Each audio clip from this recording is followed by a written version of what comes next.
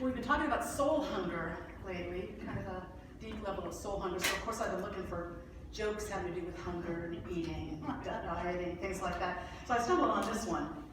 I thought it was kind of funny. It's a guy who goes to his doctor. He says, "I really want to live a long life, as long a life as possible, doc. What should I do to do that?" And the doctor says, "Well, let's see.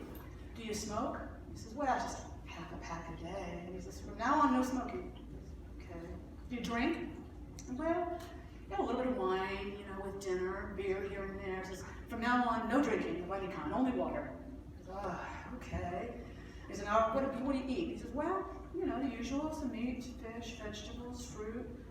He says, "Well, from now on, only raw vegetables, no dressing, no sauce, and brown rice. That's it."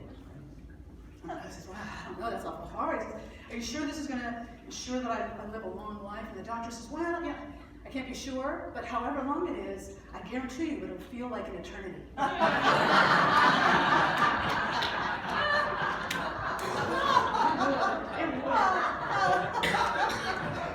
Hunger, talking about how you'd be hungry on a diet, like talking about hunger, a deep kind of hunger, like soul level hunger. We talked about it last week a little bit. The idea that sometimes, we're not even aware we're hungry. There's kind of a deep kind of yearning for something, and we're not even very sure what it is. I was doing some online reading about this topic. I stumbled upon there's a physical syndrome called the Prader-Willi syndrome, which causes people, it's a rare syndrome, but people who have it never feel full. Never feel full. And they eat and they eat and they eat and they just never feel full. And it leads to all kinds of other health issues and problems. It's not a common physical condition, but I thought, that's really more common mentally and spiritually, isn't it?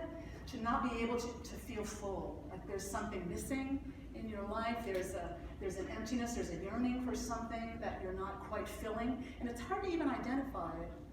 So we've been kind of looking at how do we identify what our soul hunger is, and we kind of tend to do it by identifying what nourishes us deeply. What has nourished you deeply in your life? What nourishes you most deeply right now? Last week we talked about silence. That's a big one for me. I need silence. I need time in silence. I need quiet places. And today I wanted to stand that a little bit. Our soul hungers, I think, for both solitude and community. Kind of twin poles that our souls hunger for, both solitude and community. Jesus was always teaching solitude. Go into your room and shut the door. Pray to your Father in secret, and your Father who sees in secret will reward you openly. I think that's a really interesting scripture to think about. What are the rewards that come from solitude? What kind of rewards is he talking about? That if you go in, have a quiet time of prayer, if you go off by yourself as he taught, what are the rewards that are going to come from that? I think there are rich rewards from solitude, and I think that's what he was teaching. One of my favorite teachers about solitude, going back to college days, was Henry David Thoreau. I mention him fairly often as wonderful Walden. And he went to the woods to live deliberately, to kind of get to the marrow of life, to find out what was important and what wasn't. And he gets almost just lyrical when he talks about the discoveries he made in solitude. He said, "Sometimes I become like a still lake of purest crystal, and without an effort, my depths are revealed to me. Such clarity!" Exclamation point. Such clarity. His depths revealed to him. I think that's partly what we get at in solitude, don't you? When we're really kind of communing with Source in solitude, when we're spending time alone, we get in touch with who we are at a deep level. Our depths are revealed to us. There's a communion with God's Source that comes in solitude that doesn't happen in the midst of a crowd, in the din of daily life. I stumbled upon a nice story of that recently too. I've been reading this book by Gordon Hempton called One Square Inch of Silence, and he records the quiet places around the earth and kind of tracks them. And this started when he was in his mid-20s and he was in grad school, and he thought he'd take a little cross-country road trip on his way back to Seattle to get back to grad school, and a storm was coming up, and he decided to pull off the road. and rest in a field, and the storm came up, and he decided to just stay and enjoy it. And the storm just kind of rolled over him.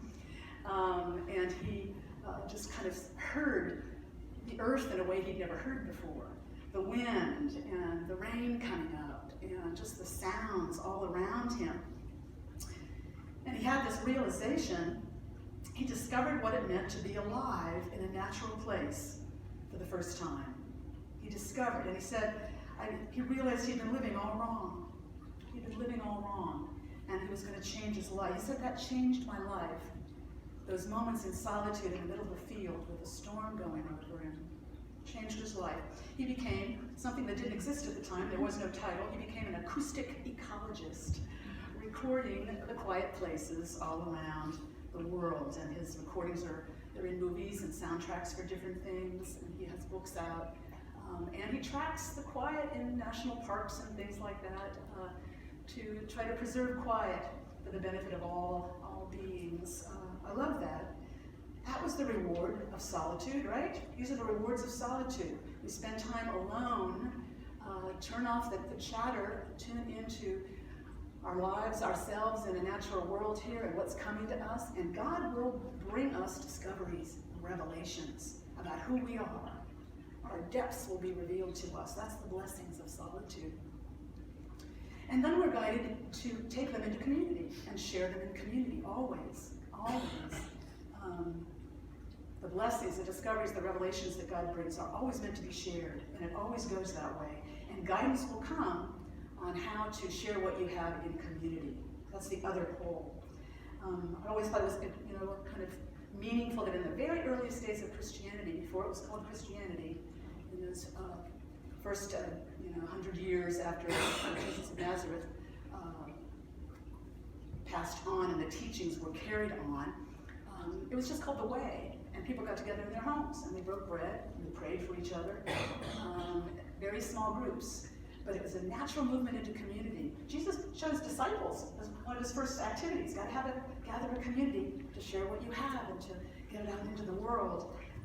It's very integral to the very heart of Christianity. In Buddhism, same thing. The Sangha is one of the three jewels in Buddhism. There's the Buddha, the way shower, the Dharma, the teachings, and the Sangha, the community of seekers, truth seekers and practitioners. The Sangha. There's a contemporary writer, Margaret Wheatley, who said, the only way we get through difficult times is together. The small group is the most potent focus. All of the truly marvelous changes wrought by humans can be traced back to, quote, some friends and I started talking and... I think that's true. Remarkable, everything in our own lives, don't you think? Some friends and I started talking. Well, we were just talking about this, and we thought, why don't we do this? There's a stimulation, an expansion of creative ideas that happens in community, and we need it. And I think God guides us. Our souls are hungry for it, and we'll feel that yearning for community of some kind. I think it's important to pay attention to that, maybe especially now where there seems to be kind of a pseudo-community. Do you know what I'm talking about? A little sense of, with the social media and everything, it can be kind of always stay kind of online and kind of not quite as real community.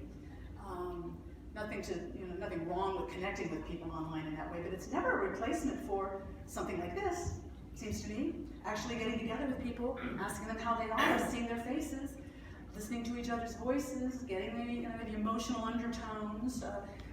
Any emotional undertones in the room today? Probably. That's part of the heart of community, is we share with one another in a real way, and I think our souls hunger for that. It isn't just a group of people, though. It has to be community in an authentic way, in a nourishing way, to answer that soul hunger in us. These are the kind of three essential qualities of nourishing community that will feed that soul hunger in us that I think of. They have to be inclusive. We were doing Peter Mayer's song in the yard yesterday, everybody into the circle. We've done that here a number of times. Jesus was always criticized for being a friend of tax collectors and sinners. Let everybody in.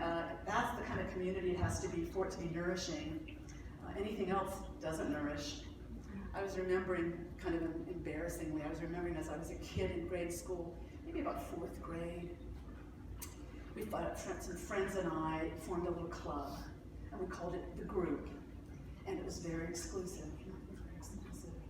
And we had a lot of meetings, I remember, about who could get in. Who would be permitted to join our illustrious number, become members of the group. There were criteria and so on. And I remember how crushed we were. We invited someone to join our group, and he said, "Nah, I don't think so."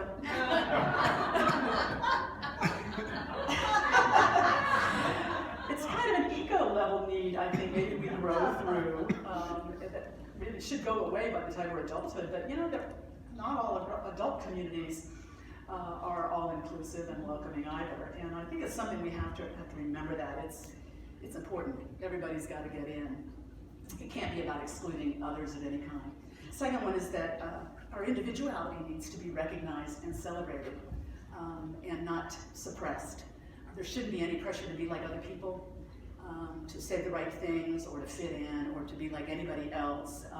Everybody's individuality needs to be recognized and given room to grow too. And I think that happens in nourishing communities naturally. People start discovering gifts and sharing them with people in the community, like in this church. We have halfway there, yeah? Sharing of gifts, musical gifts in community, and they're wonderful. And we've got wonderful cooks, and we've got wonderful youth ed teachers, and we've got wonderful people who take care of our building and our grounds, and wonderful people who are good with numbers, who handle our finances and track those kinds of things. Just all kinds of gifts. If you want a good gluten-free dessert, go to Barbara Martin. She knows she's got it down. She's got it down. All kinds of things. We celebrate individuality and gifts in community, and that's part of what makes them nourishing. It's a place where we grow our gifts, where we grow who we are by sharing them with others. And then the big one is some kind of shared higher purpose. A community has to have that, I think. It can be almost anything. AA groups, recovery groups of all kinds. It could be a meditation group, some kind of a study group, where the shared purpose is to learn more about something. And that can be very, very, very nourishing. I've been a member of a lot of groups over the years, haven't you? Different kinds of groups with different purposes. When they have that, there's a real energy at work in the community. If they don't have it, they tend to spin their wheels if there isn't a shared higher purpose. And they begin to get very involved in their own infrastructure, in their bureaucracies, and their policies and their requirements. Anyone ever been involved in a group like that?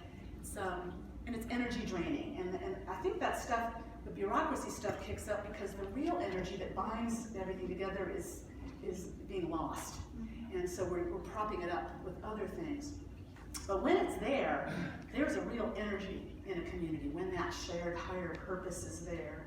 I remember for years having we called it a spiritual discussion group, and we just got together in each other's homes for like 4 years, every Sunday evening, and studied books, and practiced meditation, and prayed for each other. The focus shifted a little bit, but it was all about deepening our spiritual growth and learning more and cultivating more peace and wisdom within to the best of our ability, and supporting one another. And bonds were formed that never went away. Never went away. So a couple of those folks have passed on now, dear friends. A couple of them still around. I get to see once in a while, like my good friend Jack Widener. I don't know Jack Widener. He was in my spiritual discussion group way back when. It was a time of great spiritual growth for all of us, at just the right time in all our lives, given what we were working with at the time. You know, the financial challenges, the employment shifts, the divorce that was happening, all the things that we were working with, we supported one another in that group. It can be a tremendously nourishing thing to have that. So I think that's something to reflect on. What are the nourishing communities in your life now? What have they been in the past? Is there a hunger in you for more community now?